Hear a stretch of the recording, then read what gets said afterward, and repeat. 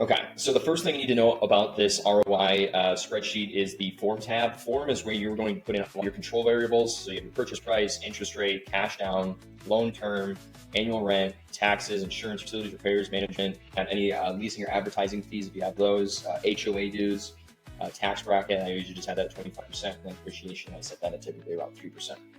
Now, a lot of these things you'll have to go out find yourself. A lot of times you'll see property managers. I've seen them charge typically anywhere from 8 to 14%. I'll use 8 as a conservative estimate. Repairs, a lot of times I'll use this as a percentage of what rent is. So if my annual rent is $62,000 and this is a newer property, this one I believe was built in 2007, I'm using 6%. If you're seeing something from 1970, you might want to bump it up to 10. Or if it's from the 1900s, you might want to bump that up to 15%, right? Because it's going to be an older property, you're going to have a lot more repairs that need to be conducted. Utilities, usually I'm just ballparking these using averages. If you get an owner on the phone, you can ask them and say, hey, what are you paying? If you're buying a property on the market, a lot of times you can find these things at a cash flow 12. You can also, if you are going to use a property manager, you could say, hey, I'm looking at this property. Do you have something similar that you could send me a cash flow 12 statement on? And they'll probably be able to give you all this information: the taxes, insurance, utilities, repairs, on care, annual rent, all that good stuff. I'm going to go ahead and negotiate purchase price. You plug that in. Interest rate, obviously you can get that from the lender. And then depending on what loan program you're using, if you're using a Fannie Mae or FHA, you're going to have 3 or 3% down. And loan term is typically going to be 30 years. Now, let's get into the fun stuff, right? So over here on this tab, listed as 1, this one is going to bring in all this tab is going to bring in all of the information and start giving you a bit of a breakdown. So we said, okay, purchase price was $600,000 and we were putting 3.5% down, which is 18 grand. Okay. So it tells me that my financing amount is going to be $582,000. Here's my interest rate. We plug that in the first page, and it tells me my P&I, principal and interest, is $2,992. Now, this is all depreciation information. I'm not going to go into that. It's not really important for the purpose of this video, or depreciation information there. Here we have our annual rent. So we have that plugged in, less vacancy. So we can change our vacancy percent. This might run this at 2%, for example, and it's going to drop our gross operating income by 2%. So it goes from 66 down to 65,000. Here is all of the expenses that we plugged in: 8% for management, 5,200, repairs, 4,000, real estate tax, insurance, utilities. If we have leasing, we throw that in there, and then we have miscellaneous and lawn care, and our total operating expense. So it pulls that in.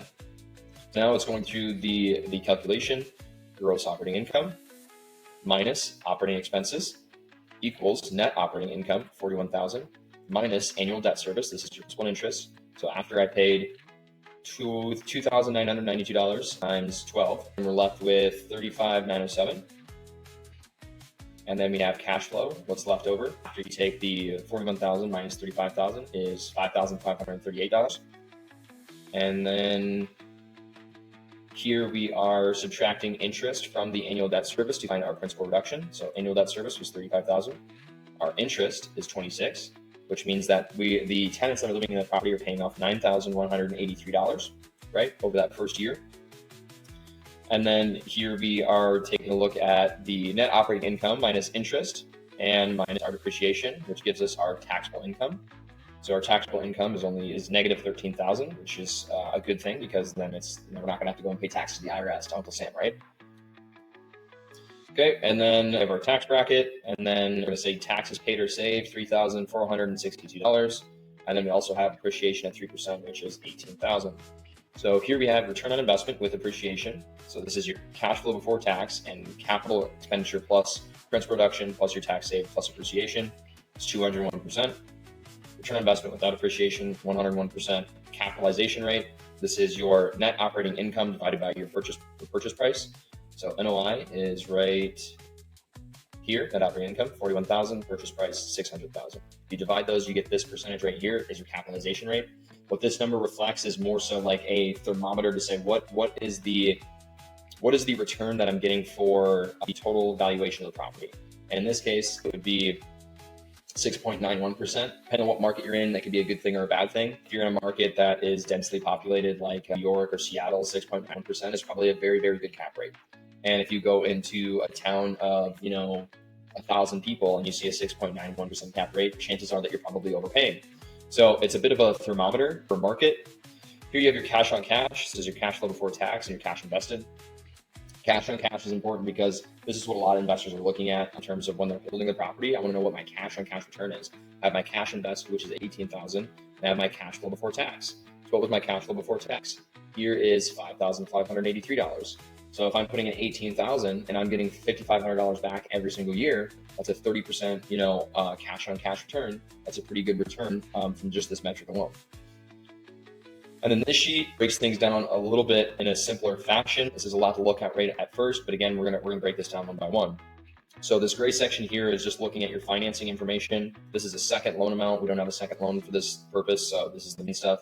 We already went through purchase price, cash invested, loan, interest rate, principal and interest, and the total months of the loan, 360. Property depreciation, again, we're not gonna get into that. Gross operating income, this is your rent minus your vacancy, and then you have your gross operating income. Annual expenses, already talked about these: taxes, insurance, repairs, utilities, management.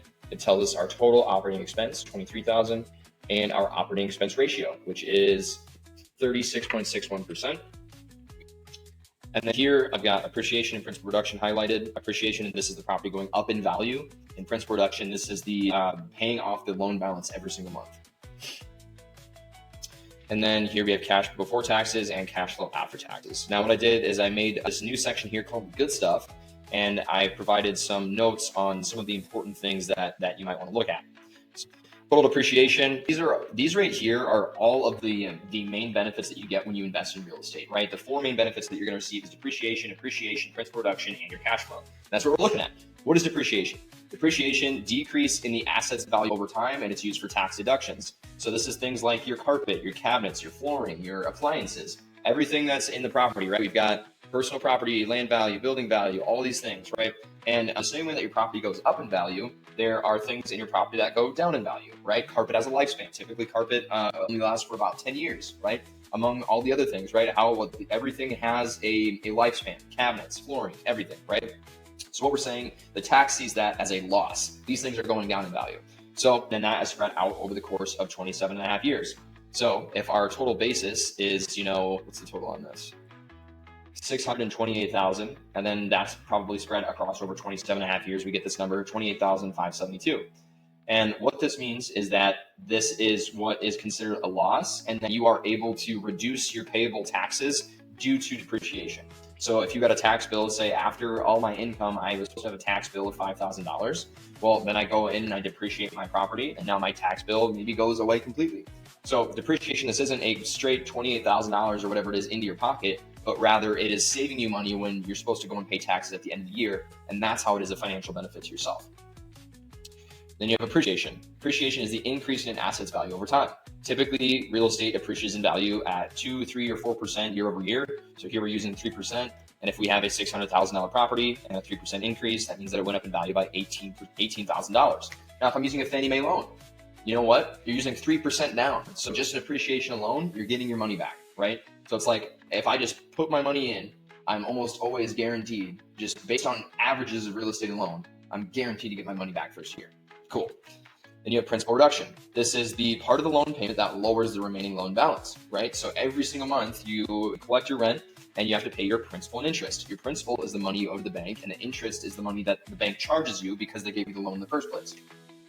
So on a monthly basis, or on an annual basis, the total principal on this $600,000 loan at 30-year loan at 4.62% interest rate, on the first year, you're going to pay off $9,183 on that loan, right? Well, actually, you're not going to. Your tenants are, and that's $765 a month. And what this is you can just think of it as like it's going into a little bank account or a little savings account. And when you go and sell the property, you're going to get that money back, right? So you're not even the one who's paying it. It's all your tenants. It's fantastic. Your tenants are paying down this loan for you, right? And then half of the money goes to the bank, and half the money goes into a little savings account that you can collect on when you sell the property down the line. How cool is that, right? Then you have your cash flow. So cash flow after I've done my taxes, $9,000, cool. So a total value rate here, we have $64,756, and then I've got that broken down on a monthly basis. Now, in the purpose of this example, we were getting this property at a discount. So when we were looking at this property right here, this 177 West Rifleman Lane, the comparable properties in this market were somewhere between 700 to like 900,000. So imagine that we were getting this property and it's selling the open market for 850 grand, right? Okay, and we got it for 600. Cool. This is where you like to shop off market. Say, hey, Sally, Bobby, would you guys let me buy your property? I'll pay you 600 grand for it. And they're like, yeah, we'll sell it. Sounds good. We got it in 2009, and we bought it for 289 and paid it off. So we're ready to get rid of this darn thing and retire. Great. So we sold it for 850. We pay back our loan in the first year for 582,000. Our closing costs, this is 7%, right? You got to pay your realtor, cost of doing business, realtors and closing costs. So we pay our 7 or 8%, whatever it is, 60 grand. And we're left over with this $208,500 reinvest. Hey, that's not bad. You can go get a nice new, you can go get two new properties for that price, right? And go get another FHA loan, all kinds of good stuff. So what do we do? We invested $18,000. We got a return of $208,500 in this example. And our return as a percentage was 1,158%. Now, would you invest, this $18,000 in order to get 208 back? I personally, I would, but we got to leave it up to you guys, right? I'm not in the driver's seat. I can't do these things for you. You guys got to, get off your butt and make these phone calls and do these things yourself in order to get that kind of money. So this is an example. I wanted to take you guys through this spreadsheet. I want to know if this stuff is useful. If there's anything in here that I need to break down further, let me know if you guys have any questions. Again, this tool is completely free. I've got it linked in the description below, and see if I get some. Thank you guys.